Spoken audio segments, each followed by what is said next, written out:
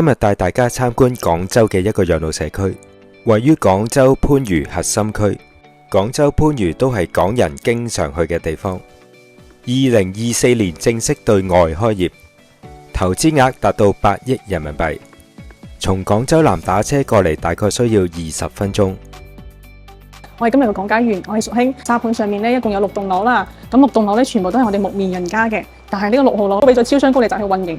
咁樣佢呢棟樓咧，佢就係真正嘅養老院，即係話入面住咗一啲失能失智啊、失去自理能力啊、需要護工24小時貼身照顧叔叔阿姨，佢哋就住呢一棟啦。咁樣佢哋入面咧係論床位嘅，一共有132張床位。咁而家嘅話，基本係已經住滿嘅狀態。呢度提供383個房間，共535個床位。園區面積約2.5萬平方米，相等於13%個維園咁大。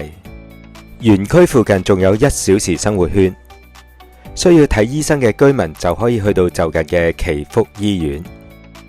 仲有港人至愛嘅三毛百貨，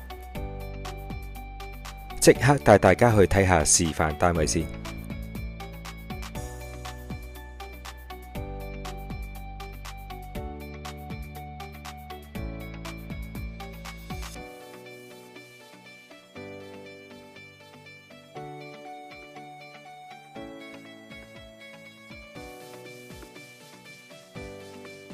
OK， 呢度有木棉嘅醫護室去睇下喎，我哋都有醫生同埋護士24小時喺度看診噶啦。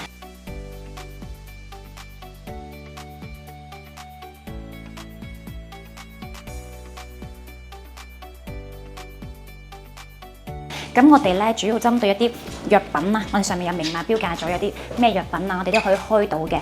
咁然後咧收費標準咧喺晒呢度嘅，係啊。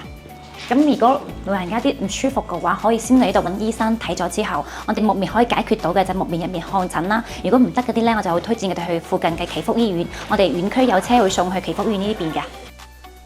園區仲有室外同室內嘅康樂設施，長者住喺度就可以每日鍛鍊身體，令生活更加長壽健康同埋有活力。